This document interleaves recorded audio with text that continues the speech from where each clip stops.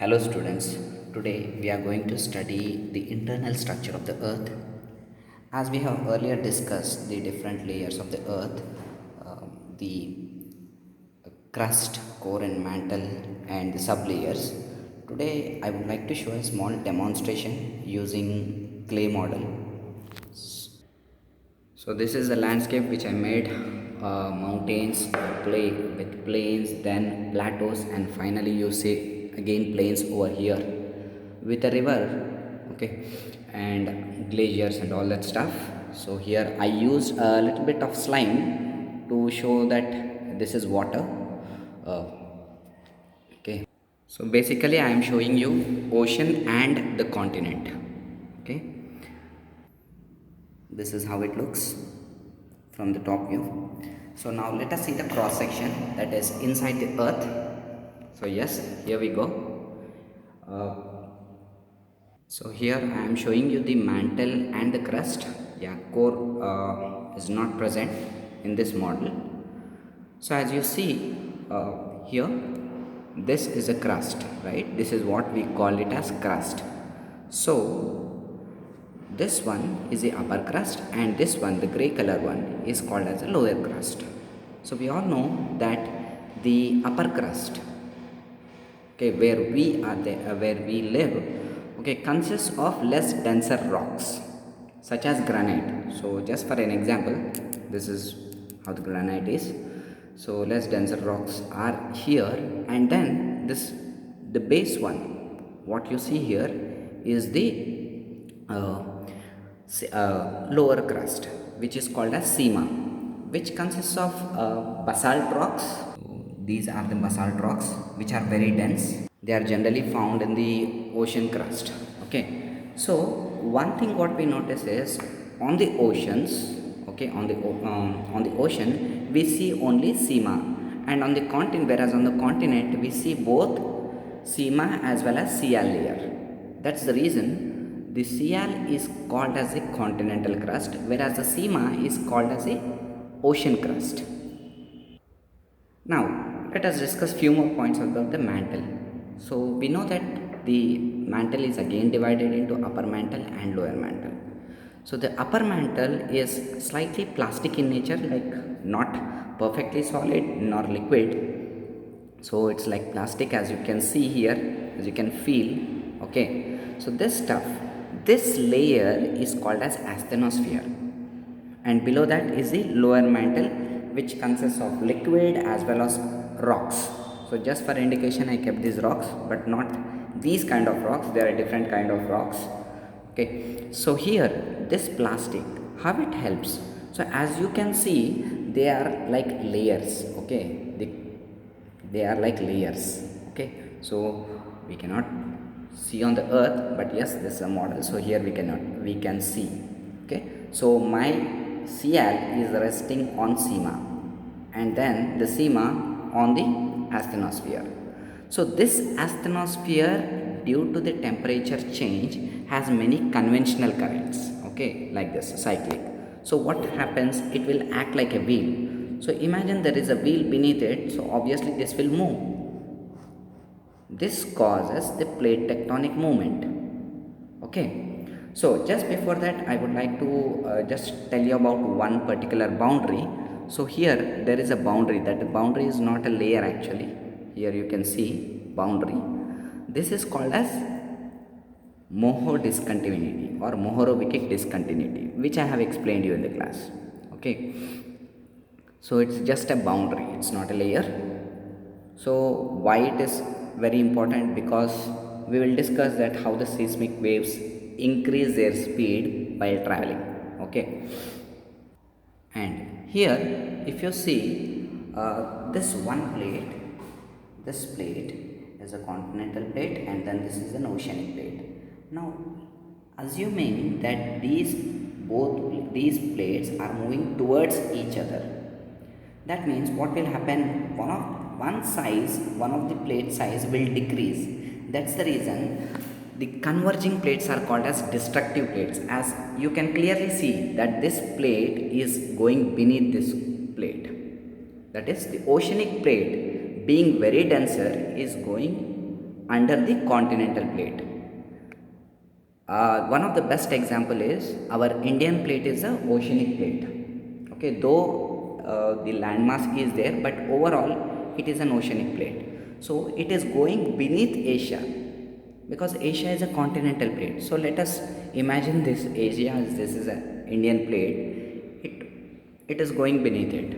Okay. Now in this process, what will happen when two objects move? We know that friction is caused. Okay, and friction results in heat. So this heat triggers huge amount of this friction triggers huge amount of heat energy and so this energy has to be released.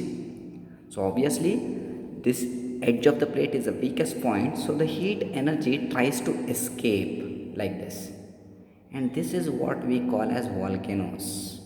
This is how it is formed. Because of the pressure, the landmass is rising. You can see it clearly. Okay, another important term I would like to tell you is here you can see something like this, right? In a converging plate, this one. So basically, we say the Mariana Trench and so others. So when two continents or two plates collide, trenches are formed. So it looks like this. Okay. Now coming back to the volcanoes. Okay. So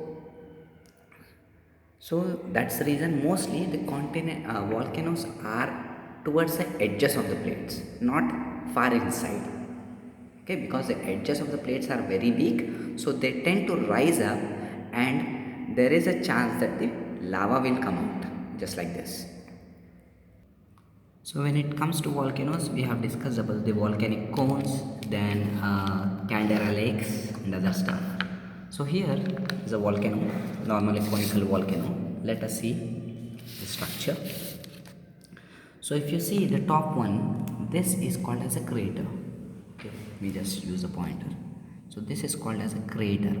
Now if I cut this one, okay, this chamber what you see is called the magma chamber, through which the lava can come out, and this point from where the lava actually comes out is called as a vent, and the funnel kind of thing, the white color shaded one, this is called the crater. So here's the magma chamber, then the crater and the vent. So the side flow of lava, what we have learned earlier, silts and dikes, this is how it looks like. Now coming back to caldera lake. Okay, so after eruption, let us imagine that this magma chamber has cooled down and it forms like this, somewhat like this. Okay, somewhat like this. So here there is no magma chamber, that is, yes, the magma chamber is there, but it has cooled down. So in that case, what will happen? It forms a kind of crater. So finally, when rainwater comes here, so I am using a little bit of slime just to show you how caldera lakes are formed. Yeah, so here is a caldera lake. That means when rainwater is collected in these vents, this is how caldera lakes are formed. Now in the case of a volcanic eruption, here I am using orange slime to show you the lava. So when the lava cools down, it forms rocks. That is what we know. Okay, the primary rocks, igneous rocks. So if the rock cools outside, it is called as extrusive igneous rock, such as basalt. Okay, whereas if the rock cools inside the earth's crust, that is what granite is. That is how the granite is formed. So basically, I am showing you this in mantle layer, but basically it happens over here. As there is no space, I have just adjusted the rock over here. So this is an intrusive rock. So one of the best example for intrusive rock is granite, which is found all over Hyderabad. Okay, so now you may have the question, why the granites are outside? So you need to have the answer. That is due to erosion, they surfaced out. Okay, so granite is a intrusive igneous rock, and here the basalt which I am holding is a extrusive igneous rock. Okay, that is the reason why the ocean crust mostly is of basalt. So far we have discussed the magma eruption at the edges of the tectonic plate, that is through volcanoes. Now, how can pressure escape deep inside the continent? Because as you go inside, the continental crust will be very hard and very thick, somewhat like this. So how can the lava erupt? Okay, so basically the lava tries to escape through these chambers, okay, and it finds different paths. But because the crust is very hard, the mountains won't rise like this. Unlike the mountains, you would see cracks which would be developed over here, and such cracks are known as fissures. How do we spell it? Fissures, fissures. Like one of the best example of fissure activity is our Deccan Plateau itself, because we know that the Deccan Plateau, the Hyderabad, Bangalore, these are not on the edge of the tectonic plate. These are situated inside, far inside the tectonic plate, almost the center of the tectonic plate. So the crust was very hard. That's the reason we don't see any volcano despite Deccan Plateau being a volcanic plateau. It's because of the fissure activity. You can see the lava, and the lava cools down and forms plateaus, or various landforms. Maybe after erosion again they can turn out to be plains. And here again I use some more slime to show you a lake. Now what let us talk about hot springs or geysers. Okay, so in this cross section I am referring this whole part as the earth's crust, and this is some random water table inside the earth's crust, water table, or a water body, whatever. So water area. So then the magma is trying to come out from one side. It could be a place near a volcano or away from a volcano, depends on the eruptions. So now as the magma tries to escape through the porous rocks, sometimes this may come in contact, in direct contact, or slightly close to a water body or a water table which is inside it. Now what is happening? This water body, okay, and this sill, what we say, because it is horizontal I am naming it as sill, is acting like an electrical heater which we use. Or so the water, obviously it boils, and then the other side it turns out to be a geyser or a hot spring. The water becomes extremely hot, and that is what we call as hot springs or geysers. Okay, so these are the different landforms related to volcanoes. Now let us discuss about earthquakes, another topic. So here again everything is the same, that is similarly like the volcanoes, it is mainly caused due to the movement of the tectonic plates. So the conventional currents in the asthenosphere, that is upper mantle. Okay, so here imagine the plates are moving towards each other, and this point is a stress point. Okay, so let me just turn it around to avoid confusion. Now let us see this like this. Okay, anyways, so here as you can see a red thing. Now let us imagine that at this point there is stress because these two are rupturing each other, or they are in contact with each other, and at a point of time the stress has to be released. Now okay, now this point is called as seismic focus. Now the point which is right above, okay, that is this green shaded area, will be called as an epicenter. That means this place will experience the maximum destruction due to the earthquake, again depending on the intensity. So here we learnt seismic focus, that is a point where the stress originates, and then the epicenter, okay, which is directly above the seismic focus. So how does this happen? So a plate may collide, okay, the plate may collide, and also sometimes the plate may break up. As you can see here, what you can notice is from the mountains, you have the glaciers and the river coming down. Okay, the river being cut, and here you can see a slightly block mountain kind of thing, then a waterfall, and here this block mountain, that nothing but a fault. So this fault is continuing, that means this plate is again breaking into two. So here is a fault line, so the earthquake may occur even near the fault lines. Okay, so it occurs at the edges of the plates as well as near the fault lines.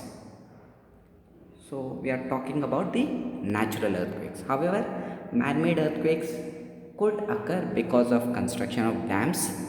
Okay, excess drilling, mining. These are the other factors. Okay, but now let us discuss what are the advantages of it. Okay, let me put it to the original position. So the number one advantage, that Earth will not explode itself, because imagine, let us say this tin is there, and I am pumping gas continuously.